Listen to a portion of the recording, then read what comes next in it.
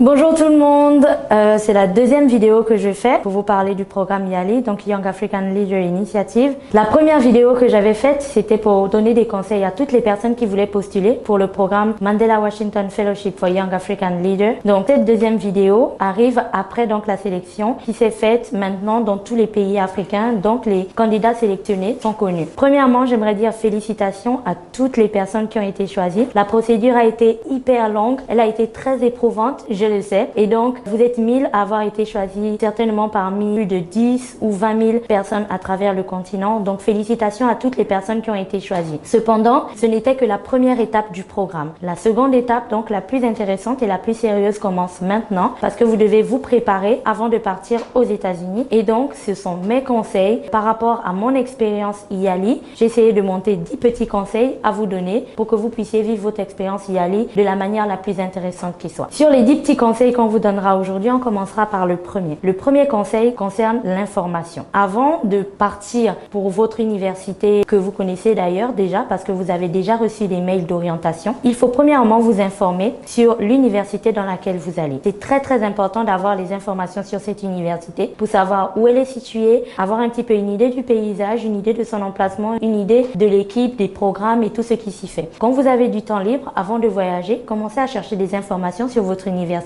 L'autre point sur lequel vous devez absolument être informé, c'est sur la ville. Votre université se trouve dans une ville qui se trouve dans un état, donc il faudrait que vous puissiez avoir des informations sur cette ville, mais aussi sur l'état dans lequel vous allez. J'étais dans une université qui s'appelle Drake University, dans l'état de l'Iowa, et durant toute la période du YALI, la température était semblable à celle de mon pays, le Gabon. Par contre, ce ne sera pas la même chose dans toutes les universités dans lesquelles vous irez. Donc c'est très important de vous informer sur ce genre de détails, de vous informer sur les communautés qui vivent autour de votre université. Ça fera en sorte qu'en arrivant, vous ne soyez pas dépaysé. Le deuxième conseil concerne les documents. C'est très important avant de partir de tout préparer. La première chose, bien sûr, à pas oublier avant de voyager, c'est son passeport. Bien entendu, c'est dedans que se trouve votre visa. Mais l'autre chose est aussi de garder tous les documents importants concernant le YALI, que ce soit des livrets d'explications ou tous les documents qui vous seront remis par l'ambassade. Ils peuvent avoir toute leur importance durant le voyage. À côté de ça, vous devez garder soigneusement avec vous le numéro de IREX parce que entre les différents transits que vous ferez avant d'arriver à votre université, vous pourrez avoir un retard avec votre vol qui décalera complètement votre plan de vol. Donc, il est toujours important d'avoir ce numéro afin de leur dire au cas où une situation qui n'est pas prévue pourrait intervenir. Donc, gardez tous ces documents avec vous, gardez vos pièces d'identité et aussi votre passeport soigneusement parce que vous avez beau être un YALI, si vous n'avez pas tous les documents qui le prouvent, vous pourrez avoir des problèmes par la suite. Conseil numéro 3. Ce n'est pas un voyage shopping. Je sais qu'en le disant, certaines personnes vont commencer à sourire, mais c'est la chose à laquelle surtout les filles pensent dès qu'elles apprennent qu'elles sont sélectionnées pour participer à un programme d'échange aux États-Unis. Je ne suis pas en train de vous dire que vous n'aurez pas la possibilité de faire du shopping, mais je vous dis que ce n'est pas une priorité dans le cadre du programme auquel vous participez. Le shopping n'est définitivement pas une priorité. Alors, si vous avez prévu d'en faire à foison du premier jour jusqu'au dernier jour de votre programme, veuillez rayer cette idée de votre tête. Il faudra que vous preniez le temps d'emmagasiner tous les cours et toutes les expériences que vous pourrez avoir durant votre programme pour que vous puissiez les capitaliser ensuite. Par contre, le shopping n'est pas compris dans le programme que vous ferez. Donc, trouvez du temps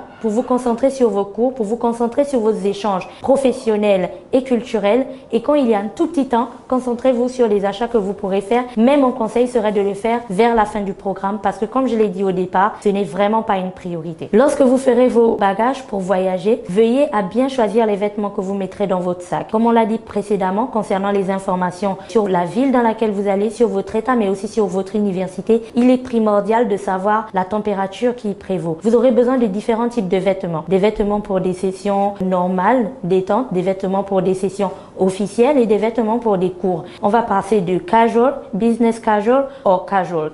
Il faut que vous puissiez avoir la possibilité de bien choisir vos vêtements avant de partir pour qu'en arrivant, vous ne soyez pas en panique en ayant des vêtements dans vos bagages qui ne correspondent pas aux différents événements auxquels vous participez. Donc, mettez un point d'honneur à cela. Choisissez calmement vos vêtements. Et pour les filles, pensez à prendre des chaussures avec avec de tout petits talons parce que vous allez beaucoup marcher pour certaines. Vous y êtes, vous êtes dans l'avion, vous avez fait votre voyage et tout se passe super bien. Vous êtes désormais aux États-Unis pour pouvoir commencer votre programme. Alors, les 3 petites valeurs sur lesquelles il faut absolument que vous travailliez sont la politesse, la courtoisie et l'humilité. Dit comme ça, vous vous demanderez certainement pourquoi on parle de ça. Vous êtes des adultes et vous n'avez peut-être pas besoin de l'apprendre encore. Mais c'est très important. Pourquoi? Parce que à chaque session que vous ferez, dès votre arrivée aux États-Unis, vous ne représentez plus uniquement vous ou votre famille. Vous représentez tout votre pays. Vous êtes là parce que vous portez les couleurs du Gabon, du Sénégal, du Congo, du Mali et de tous les autres pays qui sont inscrits dans le programme. Donc, vous devez mettre en avant les valeurs que vous défendez dans votre pays, partant de la politesse à la courtoisie,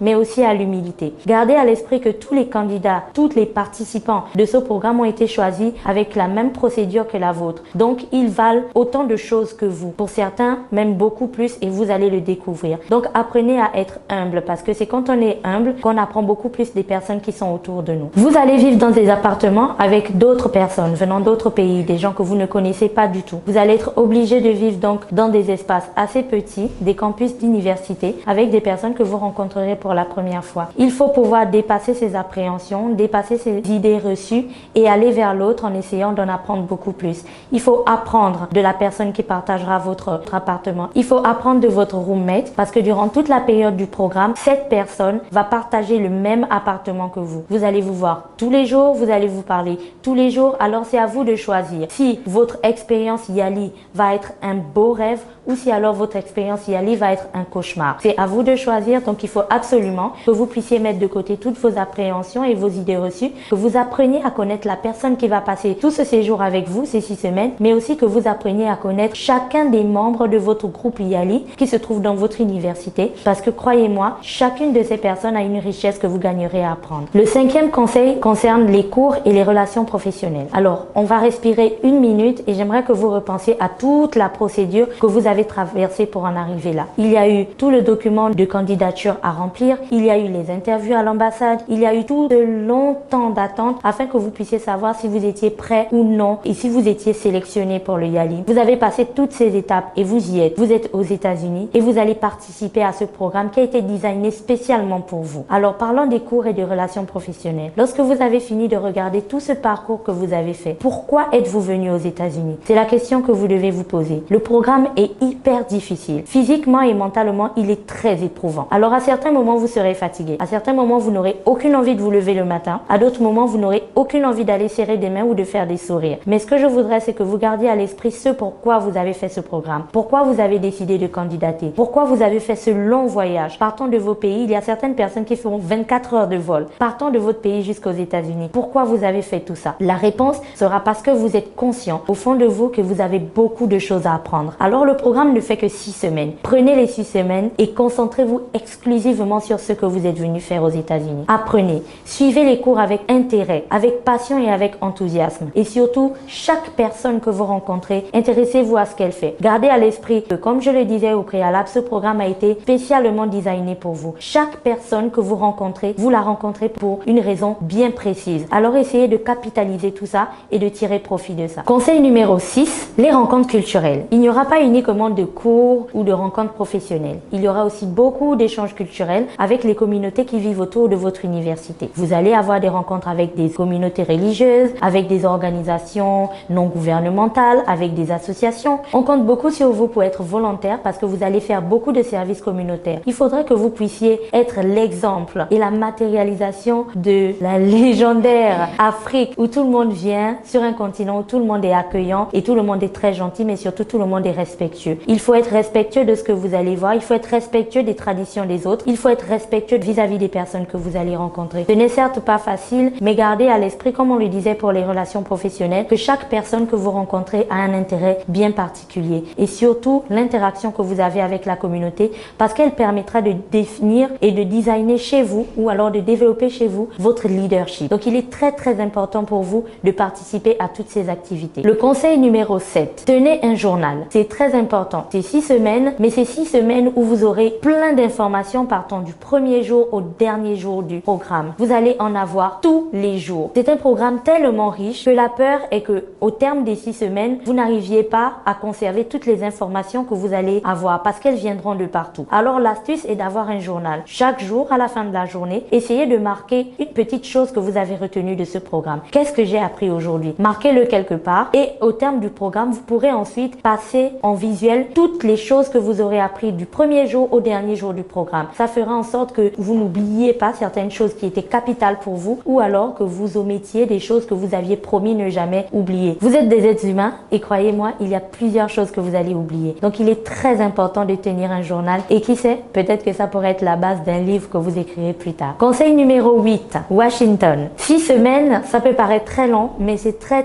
court lorsqu'on participe au programme YALI. Vous vous retrouverez au dernier jour et le programme sera terminé. Vous serez dans un avion en route pour Washington pour participer à la dernière partie du programme qui est le Presidential Summit. Quand vous arrivez à Washington, vous allez passer un très bref moment à Washington, entre 2 et 3 jours. C'est très important pour vous de prendre part à toutes les activités Presidential Summit parce qu'à ce moment, la tentation est très élevée de se balader dans les rues de Washington, de flâner et d'aller rencontrer ses amis. Mais croyez-moi, il y aura des expositions, il y aura des personnes que vous avez absolument envie de voir, il y aura des choses que vous pourrez emporter chez vous. C'est très important d'assister à tous les événements et de participer à tout ce qui va se faire à Washington durant votre séjour. Comme je l'ai dit au départ, c'est une période très courte. Alors essayez de maximiser tout ce que vous apprendrez durant cette période et surtout essayez de faire le plein de cartes de visite. Pas uniquement auprès des personnes qui étaient dans votre université, mais aussi auprès des autres YALI qui étaient dans d'autres universités, qui viennent d'autres pays et qui ont beaucoup de choses à vous apprendre. Conseil numéro 9. Vous êtes de retour au pays. Alors, ça s'est passé très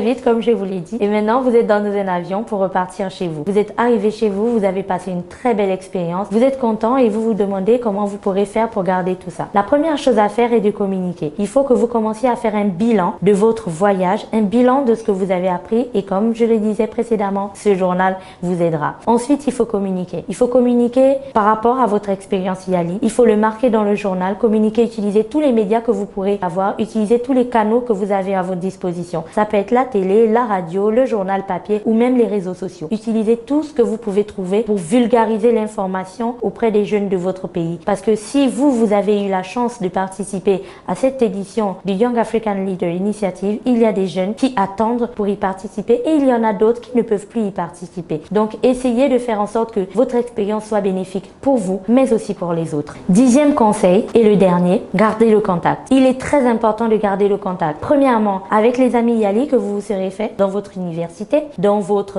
zone, mais aussi avec les équipes de l'université dans laquelle vous serez, parce qu'elles seront capitales pour vous. Elles vont toujours vous soutenir dans tous les projets que vous montrez. À côté de ça, il faudrait que vous puissiez garder le contact avec l'ambassade. Essayez d'encourager l'ambassade et de soutenir l'ambassade de votre pays dans tous les événements qu'ils organisent, parce que c'est important. En tant qu'ancien YALI, vous êtes désormais un alumni et en tant qu'alumni, il est de votre devoir d'accompagner l'ambassade et de soutenir tous leurs projets de développement, mais aussi de vulgarisation des programmes du département d'État. Et le dernier point, il faut vous impliquer. Vous avez eu la chance de participer à un programme extraordinaire. Le département d'État des États-Unis a misé sur vous parce qu'ils ont détecté chez vous des capacités de leadership, mais aussi des capacités de personnes capables de partager ce qu'il a appris. Donc il est important pour vous que vous puissiez prendre ce que vous avez appris et que vous puissiez vous impliquer dans votre communauté. Essayez de changer les choses qui se trouvent autour de vous. Essayez de faire plus que ce que vous faisiez avant de partir. Ne le gardez pas pour vous. Impliquez-vous auprès des jeunes, impliquez-vous auprès des femmes,